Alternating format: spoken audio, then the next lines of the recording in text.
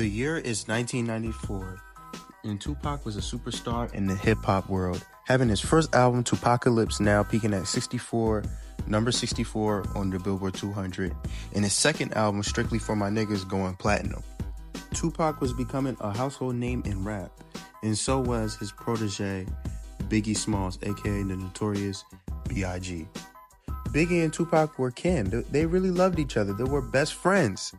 Biggie loved Pac, but tragedy happened on November 30th, 1994, and it changed their lives and careers forever.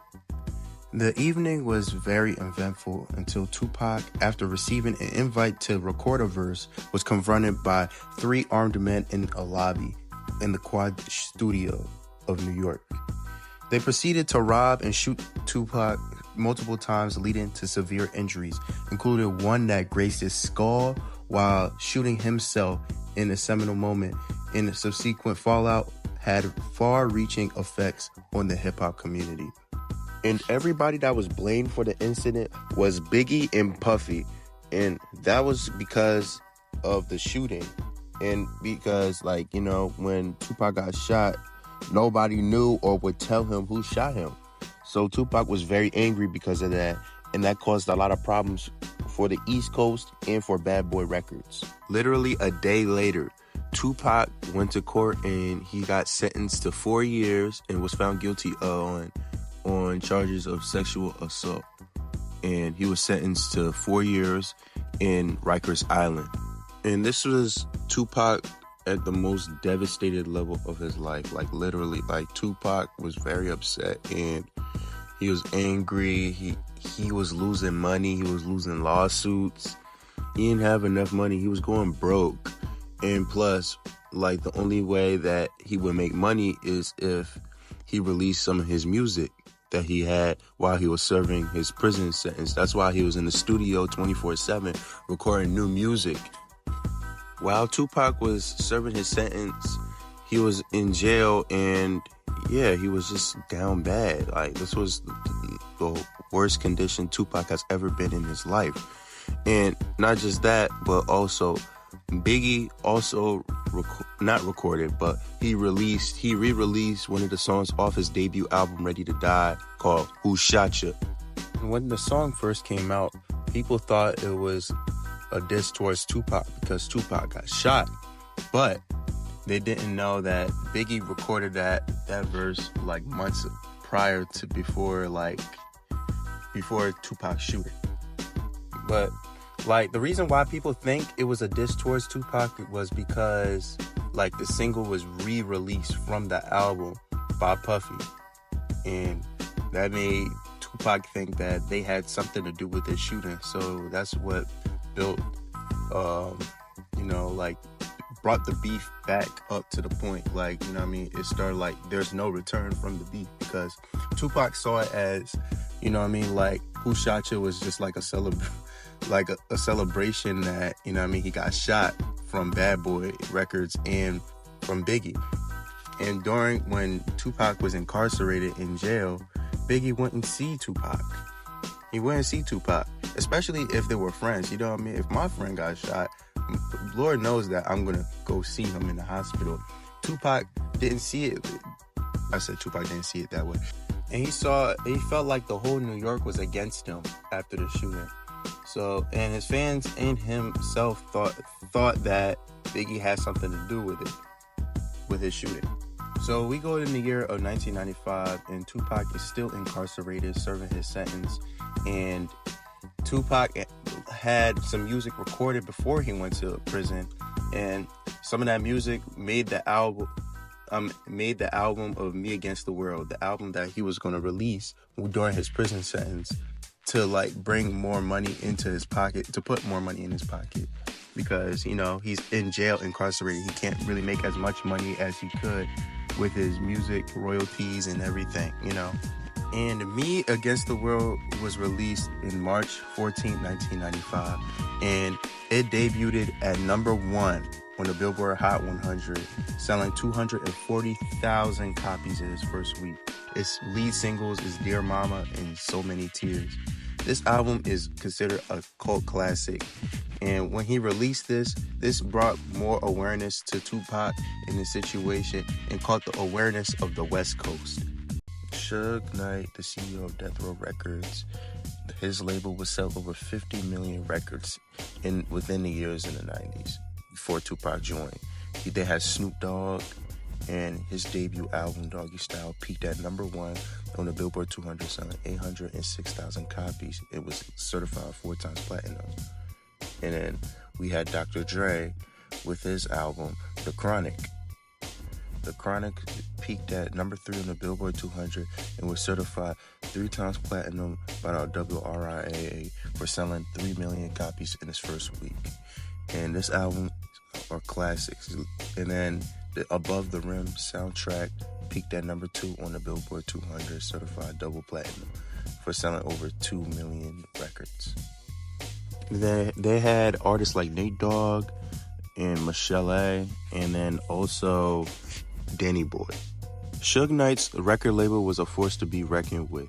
It was becoming the new Motown in the 90s, selling over 50 million records with just 2 of their biggest artists. But Suge wanted to be the biggest rap record label in the world. And by doing that, he needs one more artist onto his label.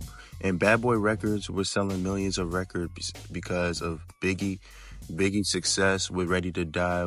But despite the album peaking low on the charts, it was selling well each and every week on the Billboard 200. Despite it peaking low, it peaked at #15, but also it sold 2 million copies within 1995.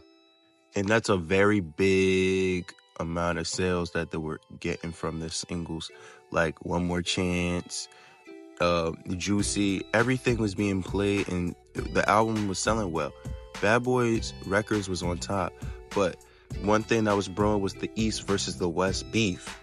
On August 3rd, 1995, that's when the whole landscape of hip-hop would change forever, when Suge Knight made a speech at the 1995 Source Awards after winning his award for the best soundtrack of the year, which was the Above the Rim soundtrack. Seen a car full of girls, ain't no need to tweak. All of you search know what's up with 213.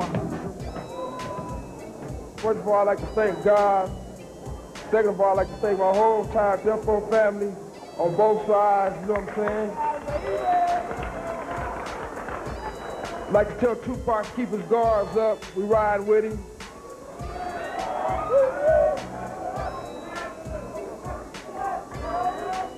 And one other thing I'd like to say, any artist out there want to be an artist and want to stay a star, don't want to have to worry about the executive producer trying to be all in the video, all on the record, dancing.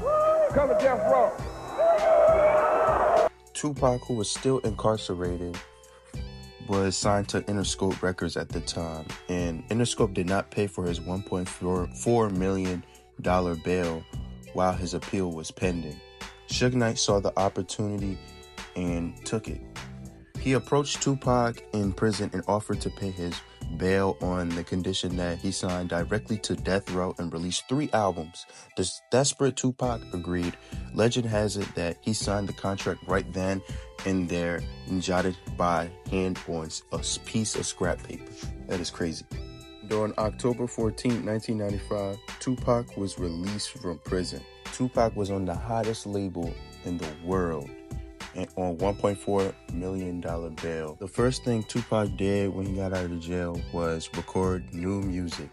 And the few tracks he recorded was 2 of America's Most Wanted, Ambitions as a Writer, but the infamous Hit 'Em Up. But also, Tupac was working on his double album, All Eyez on Me. And then the popular California Love, released by Tupac, would come out. And it would reach the #1 on the Billboard Hot 100 for 2 weeks and went double platinum. And Tupac was planning to release All Eyez on Me in the Christmas of 1995, but he pushed it back due to the success of California Love. And then on February 13th, 1996, Tupac would release All Eyez on Me, his 4th studio and final album to be released during his lifetime. All Eyez on Me debuted at #1 on the US Billboard 200, selling 566,000 copies in its first week, becoming Tupac's second #1 album on the chart.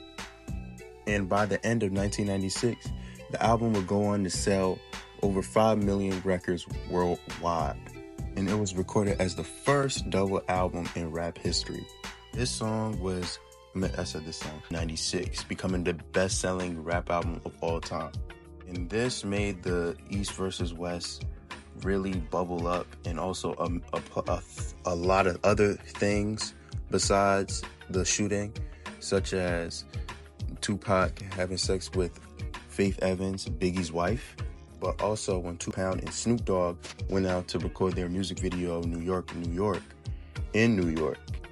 Biggie told New York to do something about the Dog Pound video shoot of New York, New York music video. And the thing that actually happened was that their trailer got shot up in New York. And from that, Tupac inherited the beef. Tupac already had a lot of reasons to go against New York and Biggie and Bad Boy Records. For #1, setting him up for the shooting. And also for #2, not seeing him in jail. Biggie did not see him in jail, and they were close friends. And #3, that. So Tupac really took all that energy and animosity and recorded the legendary Hit 'Em Up. And Tupac felt like New York was against him, so his allegiance was with the West Coast, which was Snoop, the Dog Pound, Suge, and Death Row Records. He felt like he owed it to them to destroy Bad Boy Records and Biggie. On June 4th, 1996, Tupac would release Hit 'Em Up. Z, Junior Mafia, Biggie, of course, Puffy, and Chino XL, and many voted Tupac in the mainstream, and also the beef with the East Coast and the West Coast. But it's sad that it ended with Tupac and Biggie dying. But comment below if you think this is one of the greatest diss tracks of all time. In my opinion, I feel like this is still the greatest diss tracks of all time, even though we had great diss tracks come out after it. I still stand by Hit 'Em Up is the #1 best diss track of all time. And welcome to Tom's World, and thank you for making it to the end of this video.